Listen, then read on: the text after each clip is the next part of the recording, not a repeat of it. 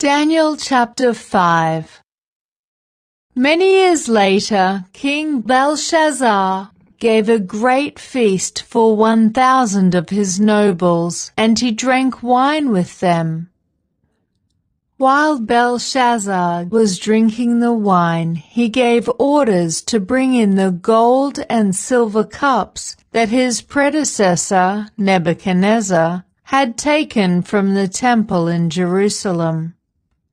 He wanted to drink from them with his nobles, his wives, and his concubines. So they brought these gold cups taken from the temple, the house of God in Jerusalem, and the king and his nobles, his wives and his concubines, drank from them. While they drank from them, they praised their idols made of gold, silver, bronze, iron, wood, and stone. Suddenly they saw the fingers of a human hand writing on the plaster wall of the king's palace near the lampstand. The king himself saw the hand as it wrote, and his face turned pale with fright. His knees knocked together in fear, and his legs gave way beneath him. The king shouted for the enchanters, astrologers, and fortune-tellers to be brought before him. He said to these wise men of Babylon, "Whoever can read this writing and tell me what it means will be dressed in purple robes of royal honor, and will have a gold chain placed around his neck. He will become the third highest ruler in the kingdom." But when all the king's wise men had come in, none of them could read the writing or tell him what it meant. So the king grew even more alarmed, and his face turned pale. His nobles, too, were shaken. But when the queen mother heard what was happening, she hurried to the banquet hall. She said to Belshazzar, "Long live the king!" "Don't be so pale and frightened. There is a man in your kingdom who has within him the spirit of the holy gods. During Nebuchadnezzar's reign, this man was found to have insight, understanding, and wisdom like that of the gods. Your predecessor, the king, King Nebuchadnezzar, made him chief over all the magicians, enchanters, astrologers, and fortune-tellers of Babylon. This man Daniel, whom the king named Belteshazzar, has exceptional ability and is filled with divine knowledge and understanding.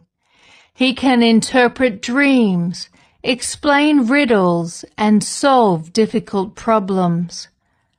Call for Daniel, and he will tell you what the writing means." So Daniel was brought in before the king.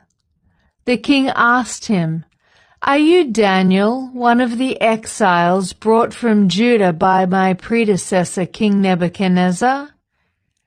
I have heard that you have the spirit of the gods within you, and that you are filled with insight, understanding, and wisdom.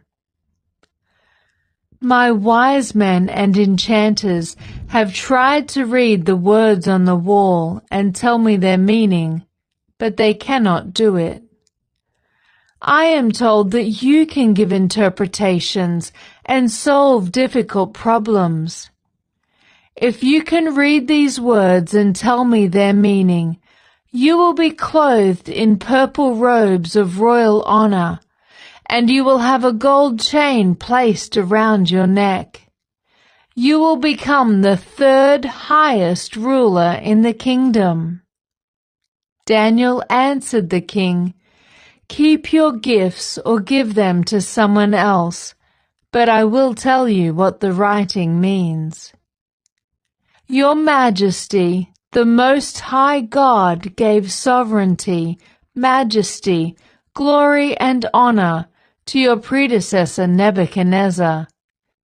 He made him so great that people of all races and nations and languages trembled before him in fear. He killed those he wanted to kill and spared those he wanted to spare. He honored those he wanted to honor and disgraced those he wanted to disgrace. But when his heart and mind were puffed up with arrogance, he was brought down from his royal throne and stripped of his glory. He was driven from human society. He was given the mind of a wild animal, and he lived among the wild donkeys. He ate grass like a cow, and he was drenched with the dew of heaven, until he learned that the Most High God rules over the kingdoms of the world and appoints anyone he desires to rule over them. You are his successor, O Belshazzar, and you knew all this, yet you have not humbled yourself.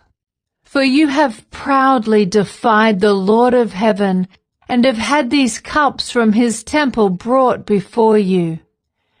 You and your nobles and your wives and concubines have been drinking wine from them while praising gods of silver, gold, bronze, iron, wood, and stone, gods that neither see nor hear nor know anything at all. But you have not honored the God who gives you the breath of life and controls your destiny. So God has sent this hand to write this message. This is the message that was written. Mene, mene, tekel, and parsin. This is what these words mean. Mene means numbered. God has numbered the days of your reign and has brought it to an end. Tekel means weighed. You have been weighed on the balances and have not measured up. Parsin means divided. Your kingdom has been divided and given to the Medes and Persians. Then at Belshazzar's command, Daniel was dressed in purple robes. A gold chain was hung around his neck, and he was proclaimed the third highest ruler in the kingdom. That very night, Belshazzar, the Babylonian king, was killed, and Darius the Mede took over the kingdom at the age of 62.